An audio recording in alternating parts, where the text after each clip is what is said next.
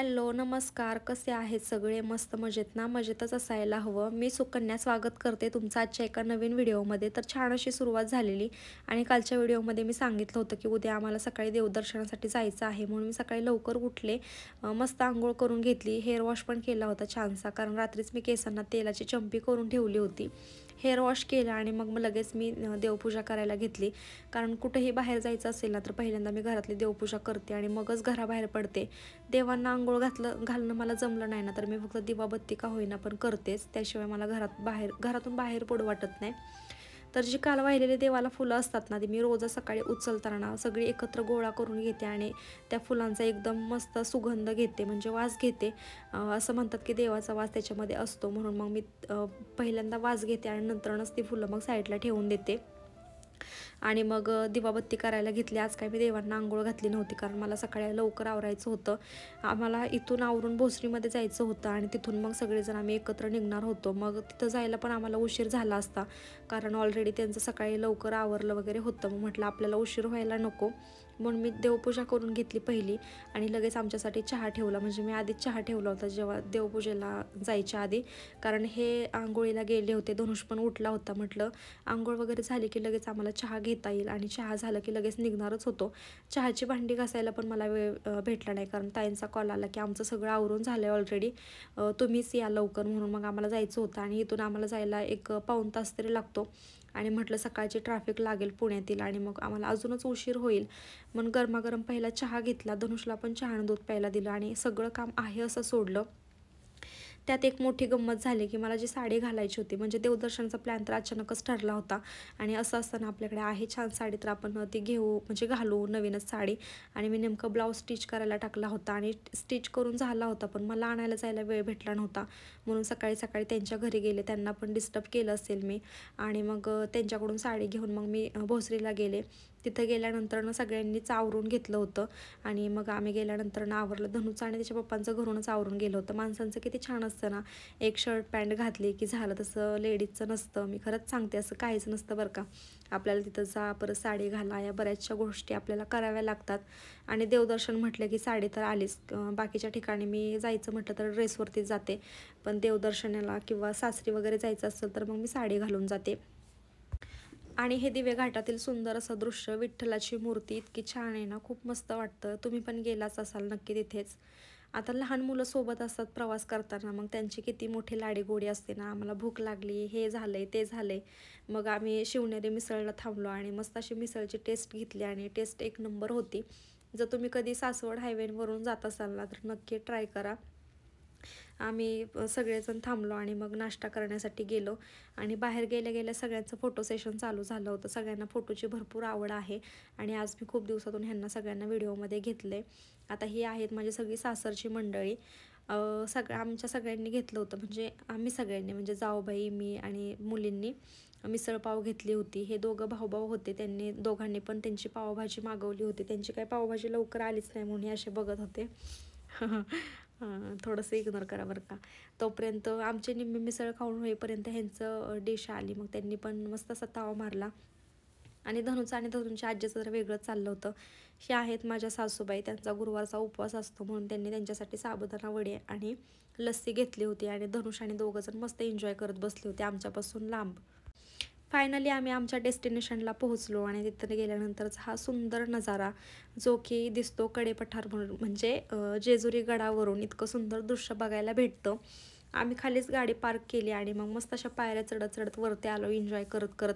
थोडेसे पाय पण दुखतात, पण एक्साइटमेंट पण खूप असते, कारण आता मी सांगते 2 वर्ष झालं मी गेले नसेल देवदर्शनासाठी, म्हणजे जेजुरीला तरी.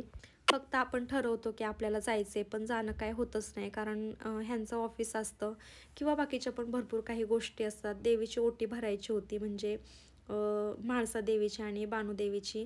सो मग त्यांच्यासाठी ओटी घेतली आणि मग जो काही भंडारा वगैरे व्हायचा असतो देवापुढे, मग तो पण एकाच ठिकाणून घेतला. आणि तिथं कसं असतं ना, तुम्ही आमच्याकडून घ्या तुमच्या चप्पली, तेच सोडा, आम्ही त्यांची काळजी घेतो, म्हणजे लक्ष ठेवतो असं.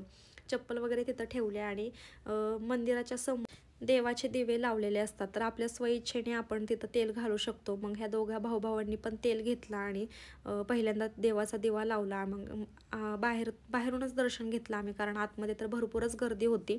आणि जेव्हा आम्ही लहान होतो ना, म्हणजे माझ्या माहेरकडून पण हा देव लागतो, तर आम्ही प्रत्येक वर्षी तिथं जायचो. तर तिथं गेलं ना की आमचं काम एकच असायचं, नवरा नवरी दिसत आहेत का बघा. आणि आज मला खरंच ती आठवण झाली. मी माझ्या जाऊबाईंना पण सांगितलं की आम्ही लहानपणी यायचो ना इकडं, तर नवरा नवरी बघण्यामध्येच आम्ही जास्त व्यस्त असायचो, देव तर साईडला राहायचा. खूप दिवसातून ह्या गोष्टी एन्जॉय केल्या. मी पण देवाला भंडारा वाहिला. आणि कशी दिसते मी ह्या साडीमध्ये नक्की कमेंटमध्ये सांगा.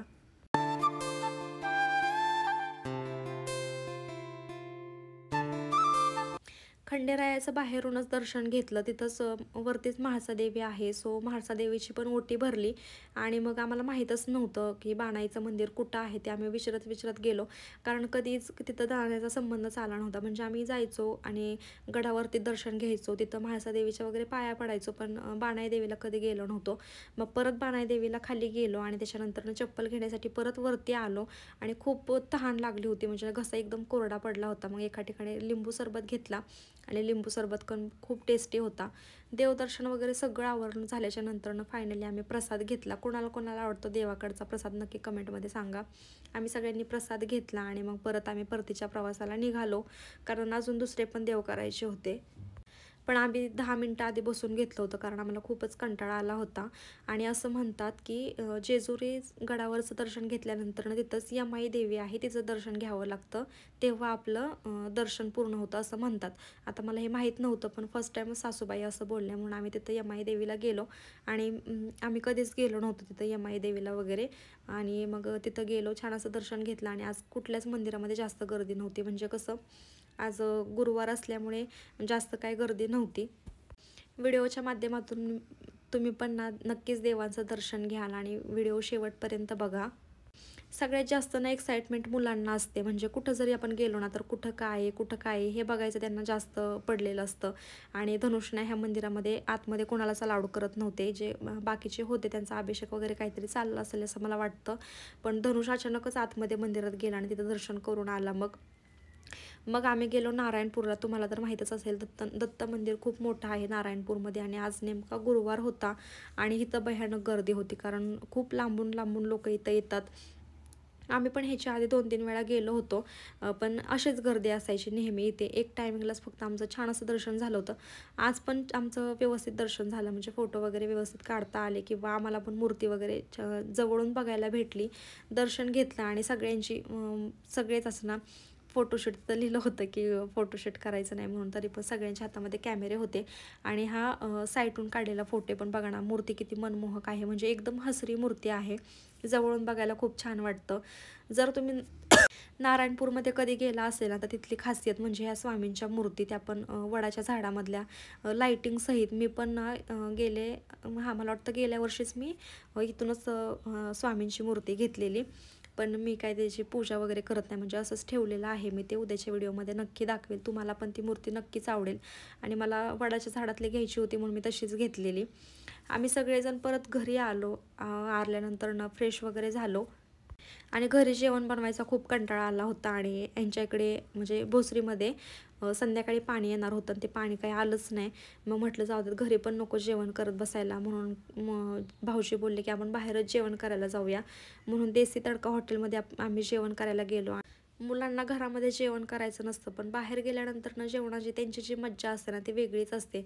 म्हणजे पंगतीत बसल्यानंतर ना आपण लहान असताना कसा उत्साह वाटायचा तसा मुलांना वाटतो. आणि मग जेवण झाल्याच्या नंतर फुकटची बडीशेप खाल्ली मस्त अशी. आणि रात्रीच्या 10:30 पावणे 11 वाजता फायनली आम्ही आमच्या घरी येऊन पोचलो. तर असा होता माझा आजचा दिवस. जर व्हिडिओ आवडला असेल तर लाईक करा. भेटूयात उद्या अशाच एका नवीन व्हिडिओसोबत. तोपर्यंत स्वतःची काळजी घ्या आणि बाय बाय.